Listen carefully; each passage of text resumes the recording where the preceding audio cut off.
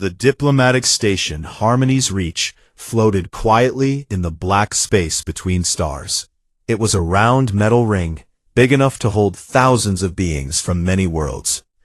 Lights glowed softly along its outer edge. Inside, wide halls connected meeting rooms, gardens, and sleeping quarters. The station belonged to no single species. It was neutral ground where different races came to talk, trade, and sometimes argue. Lyraveth walked down one of the main corridors. Her long, thin legs moved with grace. She looked like a tall bird with smooth silver-blue feathers instead of skin. Her large, golden eyes missed nothing. A soft crest of feathers rose from the top of her head when she felt curious or alert. Right now, they were raised high. She was a mind speaker from the Calith Concord. Her people could touch thoughts, see memories, and feel emotions without words. It made them very good at diplomacy. They could tell when someone lied. They could calm angry minds. Lyraveth was young for her kind, only 32 cycles old, but already trusted with important visitors. Today she had a new job. The humans were coming to the station for the first time in many years. Everyone in the galaxy knew about humans. They were strong. They spread fast. They built ships and weapons quickly, but they had no mind powers. Most other races thought humans were loud, short-lived, and a little dangerous, like young predators that had not yet learned control. Lyraveth did not fear them. She felt only mild interest. Her elders said humans were simple. Their minds were loud and full of basic wants: food, safety, family, power. Nothing deep or complex like a Calith mind. She entered the small scanning room. It had white walls, soft lights, and one wide chair in the center. A low table held the scanning crystal, a smooth purple stone that helped focus her power. She touched it lightly with 2 fingers. The stone warmed under her touch. A voice came through the wall speaker. Envoy Daniel Voss and Assistant Mara Lind have arrived. They are waiting outside. Lyraveth straightened her long robe. Send them in. The door slid open. 2 humans stepped inside. The man walked first. He was not tall for a human, maybe a little under 6 feet. His hair was dark brown with a few gray strands at the sides. His face looked calm, almost bored. He wore a plain gray diplomatic suit. No bright colors, no medals, no decorations. His brown eyes looked straight at Lyraveth, without blinking too much or too little. He gave a small nod. Behind him came the woman. She was younger, maybe 25. Her black hair was tied in a tight knot. Her suit matched the man's, simple and gray. She carried a small data tablet, and kept her eyes mostly on the floor. But Lyraveth noticed how the man always stayed half a step in front of her, like a shield. I am Lyraveth of the Calith Concord, she said in clear standard. Her voice was soft and musical. Welcome to Harmony's Reach. I will do the standard mental integrity scan. It is quick and painless. Please sit, Envoy Voss. The man, Daniel, nodded again. He sat in the chair without hesitation. The woman, Mara, stood near the wall, hands behind her back. Lyraveth stepped closer. She raised one hand, palm open, toward Daniel's forehead. She did not need to touch him. The crystal on the table glowed brighter. I will only look at the surface, she explained. I check for hidden weapons in your thoughts, spy implants, or signs of mental control. Nothing more. Daniel looked up at her. Go ahead. Lyraveth closed her eyes. She reached out with her mind. At first, it was normal. Human minds always felt hot and fast, like wind over fire. Colors flashed. Red for determination, blue for calm, yellow for small worries. She saw fragments, memories of a ship corridor, taste of coffee, sound of laughter from long ago, smell of rain on dirt, simple things. She pushed a little deeper to check the deeper layers. That was when it happened. Her probe slipped. It was not her fault. The crystal flickered for half a second. Maybe a power surge. Maybe interference from the station engines. But that half second was enough. Liriveth fell into something much deeper. Warmth hit her first. Not soft warmth like sunlight. This was fierce, burning warmth, like standing next to an open furnace. It wrapped around one single thought, one single person, Mara. Images came fast. A tiny baby wrapped in cloth, crying on a cold medical bed. A young girl running through green fields under a yellow sun. A teenager laughing at a joke. A grown woman handing him a cup of tea with steady hands. Every memory had the same feeling attached. Protect. Then darker flashes.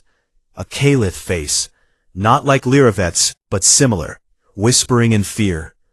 They will kill her if they find out. A hidden ship leaving orbit at night. False names on documents. Years of moving from place to place. Always watching doors. Always checking shadows.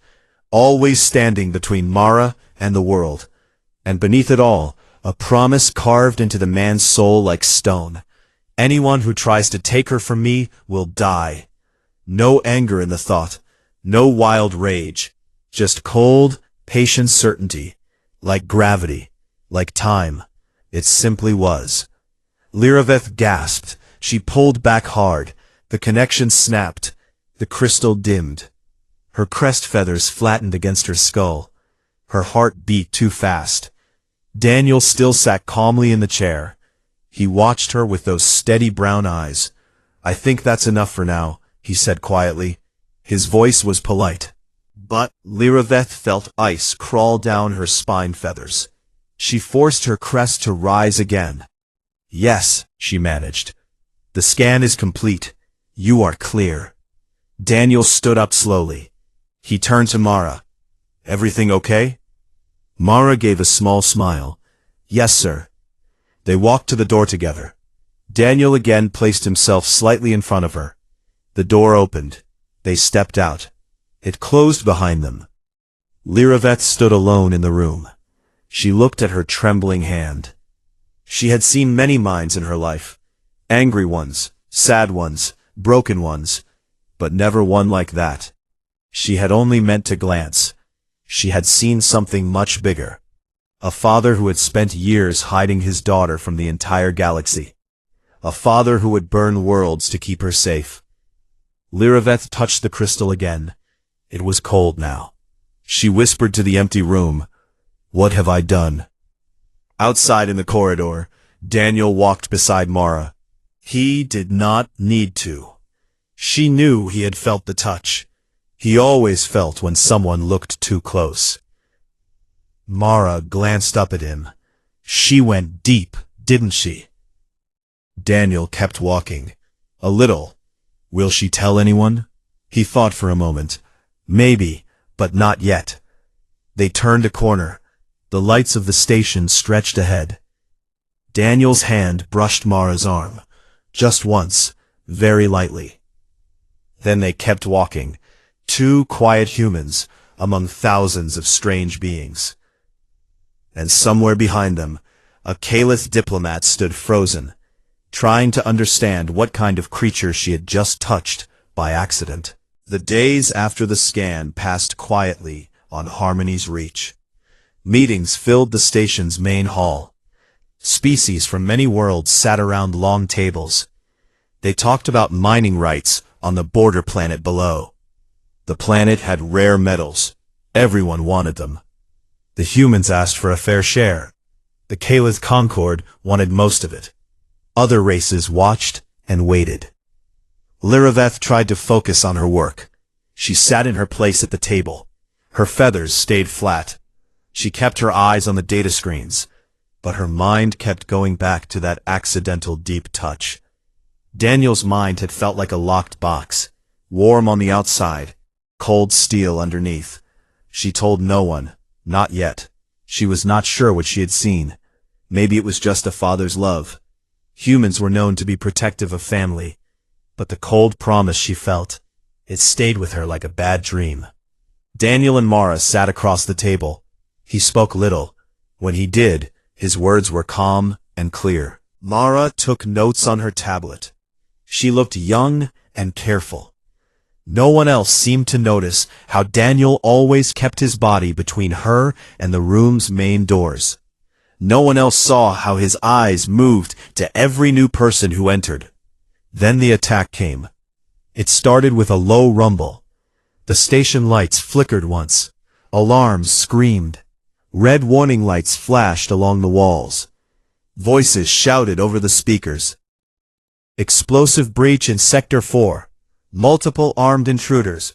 All personnel to safe zones. The meeting hall turned to chaos. Chairs fell over. Diplomats ran in every direction. Guards pulled out weapons. Lyravec stood up fast. Her crest rose high in fear. She looked for her own guards. They were already moving toward the exits. A blast shook the floor. Smoke poured from one of the side corridors. Screams came from inside the smoke. Then figures appeared. Tall, feathered shapes in dark cloaks. Caliph, but not from the Concord. The ones who hated the peace talks. They carried plasma blades and short rifles. Their eyes burned with anger. One of them shouted, "The half-breed dies today. The abomination ends here." Lyraveth froze. Half-breed? She did not understand, but she saw where they were heading, straight toward the human side of the table. Daniel moved first. He grabbed Mara's arm and pulled her behind a heavy metal table. He pushed her down low. "Stay here," he said. His voice was flat. No fear, no anger, just orders. Mara nodded. She crouched. Her hands were steady. Lyraveth tried to run toward the exit. A radical saw her. He turned. His plasma blade lit up blue. He stepped forward. Two more followed him. They blocked her path. One raised his rifle. The other smiled with sharp teeth. "You know too much, Mind Speaker," the first one said. "You die with the humans." Lyraveth backed up. Her back hit the wall. No guards in sight. No weapon. Only her mind. She reached out in panic. She searched for help. Any mind. Any thought of rescue. She found Daniel. The connection snapped open like a broken door. No crystal this time. No gentle probe. Just raw, wide contact. His mind flooded into hers. She saw everything again. But now it was clearer, sharper. The baby, the hidden birth on a small Earth clinic. The Caliph mother, her name was Alara, who had fled her own people after the child was born. Alara had loved a human explorer. She died 2 years later from a wasting sickness. Before she died, she made Daniel promise, "Keep her safe. They will call her wrong. They will kill her." So he did. He changed names. He moved cities. He took jobs far from Earth. He taught Mara how to hide, how to blend, how to never trust anyone fully. He never told the Concord. He knew they would take Mara away, study her, lock her up, or worse, quietly end the mistake. Every day for years, he carried that weight, alone. And now these radicals had found out. They had old records. They knew Mara was half Caliph. They saw her as a stain on their pure blood. They wanted her dead in front of everyone. A message. Lyraveth felt Daniel's thoughts turn. The warm father part faded. Something else rose. Cold. Focused. Like a machine waking up. He did not shout. He did not curse. He simply acted. Lyraveth watched through his eyes. Daniel stood up from behind the table. A radical charged at him with a blade. Daniel stepped to the side. One smooth motion. He grabbed the wrist, twisted. The blade fell.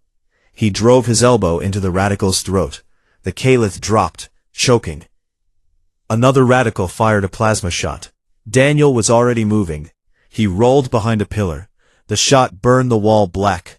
Daniel picked up a broken chair leg. Heavy wood. He waited 1 second. The radical stepped forward to look. The wood cracked against the radical's skull. The being fell hard. The third radical turned. He aimed his rifle at Mara's hiding spot. Daniel crossed the distance in 3 steps. He tackled the radical. They hit the floor. The rifle skittered away. Daniel pinned the arm.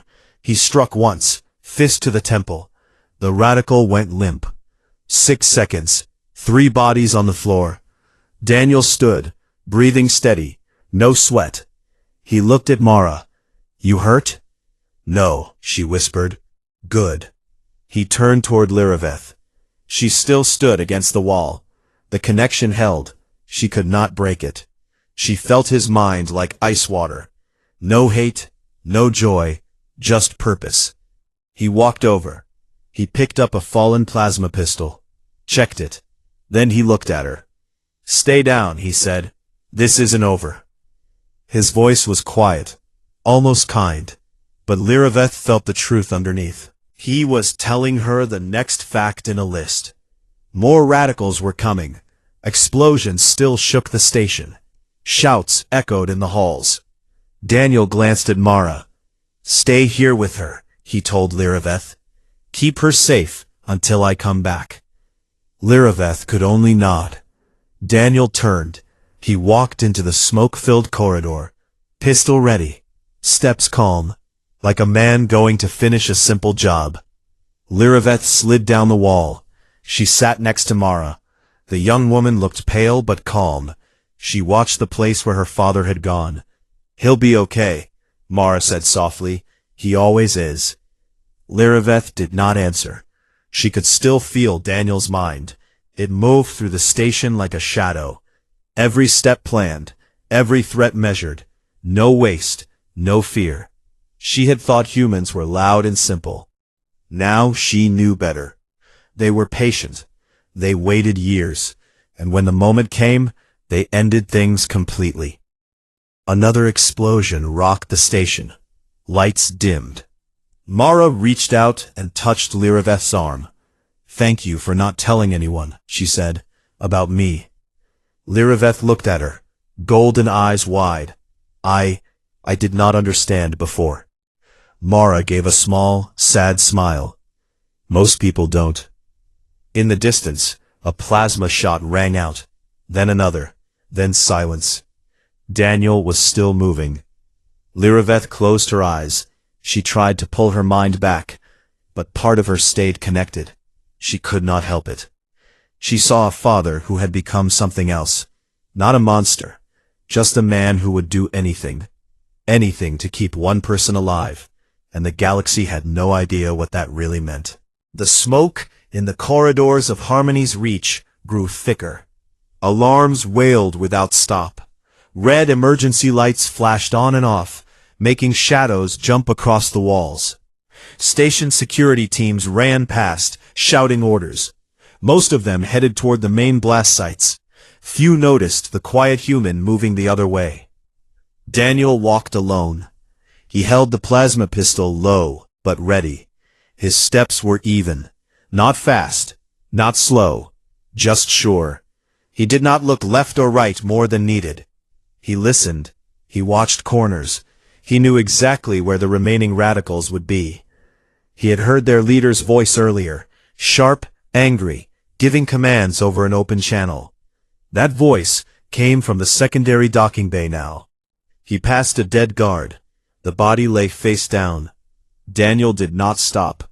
He took the guard's stun baton from the belt, slid it into his sleeve. Useful later, maybe. His mind stayed calm. No racing thoughts. No fear. Only calculations. Angles. Distances. How many shots left in the pistol? How many radicals still alive? 8 had come in the first wave. 3 were down in the meeting hall. That left 5. He reached a junction. Voices ahead. Caliph voices. Low and urgent. "The half-breed is still in the hall. We go back. Finish her in front of the cameras. Make it public." Another voice answered. "The human is loose. He killed 3 already." A short laugh. "One human? He's soft. No match for us."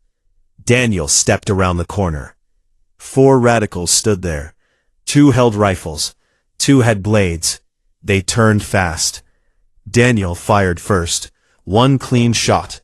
The rifle radical on the left dropped, hole through the chest. The others reacted. 1 blade came up. Daniel ducked. The blade hissed over his head. He drove forward, shoulder into the radical's chest. They crashed into the wall. Daniel twisted the wrist. The blade clattered free. He slammed the butt of the pistol into the radical's beak. The body slid down. The second rifle radical aimed. Daniel rolled. The plasma bolts scorched the floor where he had been. He came up on 1 knee, fired twice. Both shots hit center mass. The radical fell backward. The last 2 radicals backed up. 1 threw a small grenade. It rolled toward Daniel. He kicked it hard. The grenade skidded back. It exploded behind the radicals. Shrapnel tore into them. 1 screamed. The other tried to run. Daniel stood. He walked forward. The wounded one raised a hand. Wait. Daniel shot him once in the head. Quiet. Clean. The runner made it 10 steps. Daniel aimed low. 1 shot to the leg. The radical fell. Daniel walked up, looked down. Where is your leader? He asked. The radical spat blood. You'll never... Daniel pressed the pistol barrel to the radical's knee. I will ask once more. The radical's eyes widened. Docking Bay 3. He's waiting for the shuttle. He stood. He shot the radical once through the heart. No more questions needed. He kept moving. Back in the meeting hall, Lyraveth sat next to Mara. The connection to Daniel's mind had not broken. It stayed open, wide. She could not close it. Every thought, every action flowed into her like cold water. She saw him move through the corridors, saw him kill without pause, saw him check bodies for weapons, saw him take extra ammo clips, saw him never once look afraid. Mara watched Lyraveth's face. You're still linked to him, aren't you? Lyraveth nodded slowly. Her crest lay flat against her head. Yes. Mara looked down at her hands. He doesn't like killing, but he does it when he has to. Lyraveth turned to her. He feels nothing right now. Mara gave a small smile. Sad. He feels everything. He just puts it away until later. Another explosion shook the station. Lights went dark for a second, then came back dimmer. Lyraveth whispered, He is going to the docking bay. Their leader is there. Mara stood up. We can't stay here. If they have a shuttle, they might try to take off, or blow the bay. Lyraveth hesitated. It is dangerous. Mara looked at her. So is staying. My father taught me that waiting for danger to pass doesn't always work. They moved together. Mara led the way. She knew the station layout from the maps Daniel had made her study. They stayed in side passages, avoided main halls. They heard fighting in the distance, shouts, shots. They reached a maintenance tunnel. It ran parallel to the docking bay corridor. Mara opened a small hatch. They slipped inside. The tunnel was narrow. Pipes hissed. Lights were low and yellow. Lyraveth followed. Her long legs made it hard to stay quiet. But she tried. They stopped at a grate that looked down into the docking bay. Below them, the leader stood. Tall, black feathers, a scar across one eye. He held a detonator in one hand, a rifle in the other. 2 more radicals guarded the shuttle ramp. The leader spoke into a comm. Prepare for takeoff. The half-breed will be dead soon. Then we leave. Daniel appeared at the far end of the bay. He walked out into the open. No cover. Pistol in hand. Baton still in his sleeve. The leader turned. Laughed. The human. Alone. How brave. Daniel stopped 20 meters away. Let the shuttle go. Walk away. No one else needs to die. The leader raised the rifle. You think you can stop us? You are one man. Daniel did not answer with words. He moved. Fast. He threw the pistol, not at the leader, at the nearest radical. It hit the radical's face. The being stumbled. Daniel sprinted. The leader fired. Bolts missed. Daniel reached the first radical, took the rifle, turned, shot the second radical in the chest. The leader roared. He pressed the detonator. Nothing happened. Daniel had taken the detonator's backup trigger from the earlier radical. It lay in his pocket now. The leader realized too late.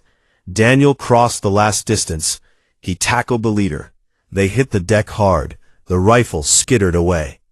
They fought, claws against fists. Feathers flew.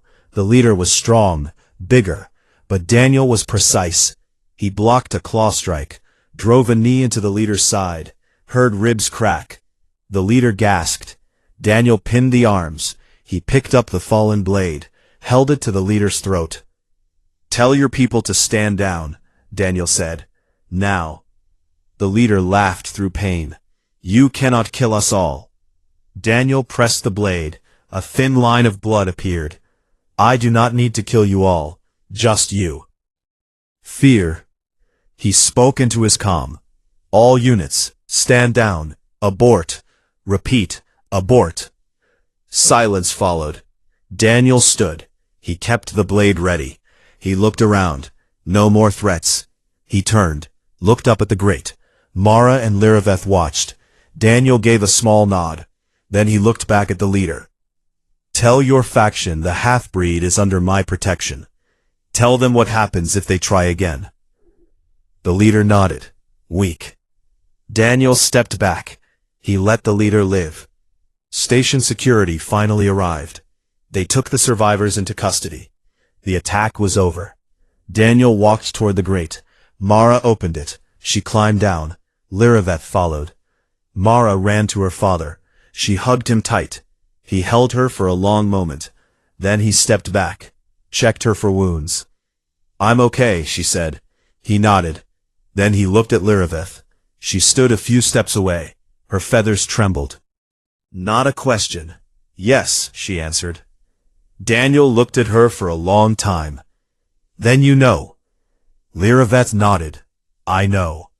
He turned away, put his arm around Mara's shoulders. They walked toward the medical bay together. Liraveth stayed behind. She watched them go. She had seen a human fight, seen him kill, seen him protect, and she understood now. Humans did not shout their strength. They hid it. They waited. They planned. And when the time came, nothing in the galaxy could stop them from keeping what was theirs. The station slowly returned to quiet. But something had changed.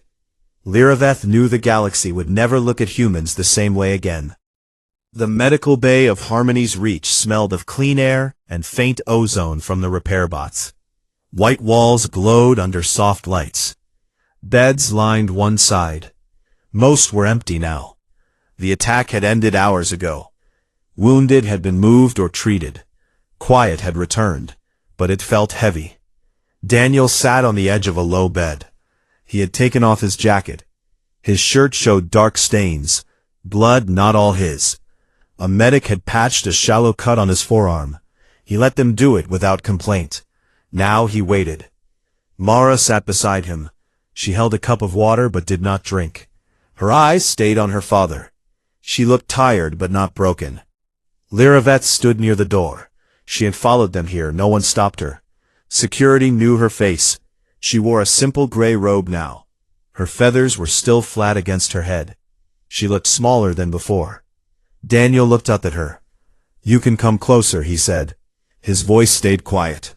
She stopped a few feet away. "I need to speak with you. Alone, if possible." Mara stood. "I will wait outside." She touched Daniel's shoulder once. Then she left. The door closed softly behind her. Now only the two of them remained. Daniel looked at Liraveth. "You saw more than you meant to, twice." Liraveth lowered her eyes. "The first time was an accident. The second, I could not stop it. Your mind pulled me in, or maybe I held on. I am not sure." Daniel nodded once. "What did you see?" "Everything," she said. "The child born in secret. The mother who died too soon. The years of hiding. The false names. The nights you stayed awake to watch doors. The promise you made to Alara. The way you changed your whole life, so Mara could live. Daniel did not speak. He looked at the floor. Lyraveth continued. I saw the moment you decided to become this. The man who kills without anger. The man who waits years for one threat. Cold. Certain. Like stone. Daniel lifted his head. Humans protect what is theirs. We do not ask permission. We do not wait for help. We act. Lyraveth's crest rose a little. But why hide her from us? The Concord could have protected her. We have laws. We have sanctuary. Daniel gave a small, dry laugh. Not happy. Your laws would have taken her. Put her in a lab. Called her a hybrid. Studied her blood. Your people fear what is different. You would have said it was for her safety, but it would have been a cage, or worse, quiet disposal. I have seen how your radicals think. I knew the Concord would not fight them hard enough. Lyraveth felt shame rise in her chest. She could not deny it.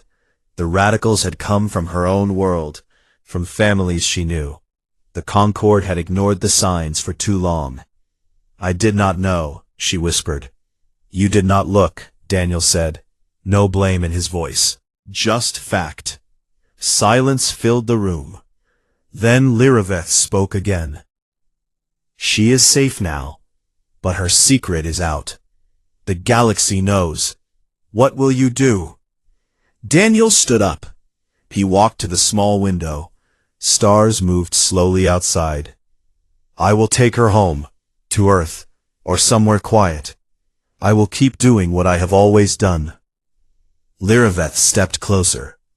The Concord will want to talk. They will offer protection, official status, citizenship maybe. Daniel turned. And if I say no? They will not force it, Lyraveth said. Not after today. Not after what they saw on the security feeds.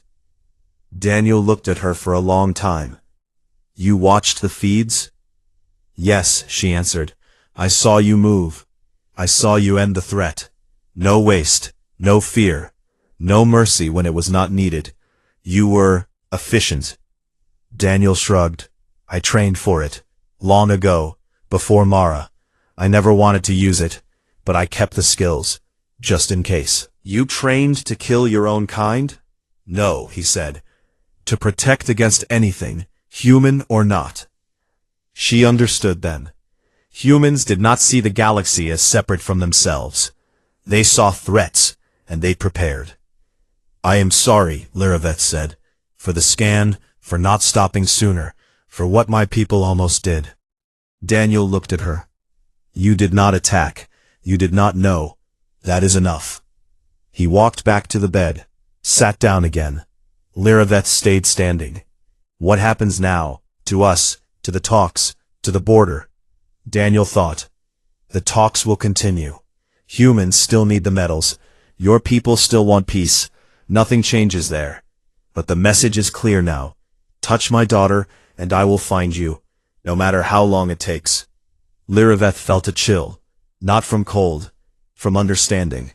You would wait years again? If I had to, he said. Yes. She looked down. I will speak to the Concord. I will tell them the truth. Not just what happened today, but what I saw in your mind. They need to know humans are not simple, not loud, not weak. They are patient, and patient humans are the most dangerous kind. Daniel gave a small nod. Tell them whatever you need to, but tell them this too. We do not want war. We want to live, and we want our people safe. That is all. The door opened. Mara came back in. She looked between them. Daniel stood. We are done here. Mara walked to him. The shuttle is ready. We can leave in an hour. Good, Daniel said. He looked at Lyraveth one last time. Thank you for keeping her safe in the hall. Lyraveth bowed her head. It was the least I could do. Daniel and Mara walked out together. He put his hand on her back. Light, protective, always. Lyraveth stayed in the medical bay. She sat on the empty bed. Her mind replayed everything. The warmth, the cold promise, the fight, the quiet words. She thought about her own people. Graceful, powerful in thought, but blind to what lived in silence. Humans did not need mind powers. They had something stronger. Loyalty that lasted years, love that turned into steel, patience that waited like a trap. She stood up. She walked to the window. Stars looked the same, but the galaxy felt different now. Outside, Daniel and Mara moved through the corridors. Security nodded to them. No one stopped them. No one dared. They reached the shuttle bay. A small human ship waited. Engines hummed low. Mara turned to her father. "Do you think they will leave us alone now?" Daniel looked at the ramp. "For a while. Then someone new will try. Someone always does." Mara smiled a little. "And you will be ready." "Always," he said. They walked up the ramp. The door closed. The shuttle lifted. It moved away from the station. Small at first, then a point of light, then gone.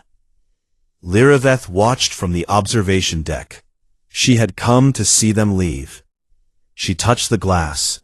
Cold. She whispered to the empty space, "They protect their own, and nothing in the stars can change that." Behind her, the station continued. Meetings would start again. Deals would be made. But something had shifted. A quiet warning had been sent across the galaxy. Humans were here. They were patient. They were dangerous when pushed, and they would never stop protecting what belonged to them. The shuttle, carrying Daniel and Mara, left Harmony's reach behind. It grew smaller against the black of space until it was just a faint dot. Then it jumped to faster-than-light drive and vanished. The station sensors tracked it for a moment longer, then lost the signal. Gone. Inside the main diplomatic hall, the talks resumed the next day. Tables were repaired, chairs set back in place. Diplomats from many species sat again. They spoke of mining rights, trade routes, and peace. Their voices sounded normal. But something had changed. Eyes kept glancing at the empty seats where the humans had been. Lyraveth sat in her usual place. Her feathers were smooth now. Her crest stayed low. She listened more than she spoke. When it was her turn, she stood. "The Concord must change how we see humans," she said. Her voice carried clear across the room. "They are not loud children who fight without thought. They are patient. They plan. They protect what belongs to them with a strength we do not understand yet." A few Calith elders shifted in their seats. Others from different races leaned forward. Lyraveth continued. "One human waited years. He hid his daughter from us. He let the galaxy think he was simple. When the threat came, he ended it. Fast, clean, without rage. That is not weakness. That is control." She paused. "We almost lost everything, because we did not see it. The radicals thought they could kill a half-breed and start a war. They failed. Now the message is out. Touch what a human loves, and they will find you. They will wait as long as needed. Then they will act." The room stayed quiet. No one argued. Not today. Word spread fast. Galactic news fiends carried the story. Human envoy stops terror attack single-handed.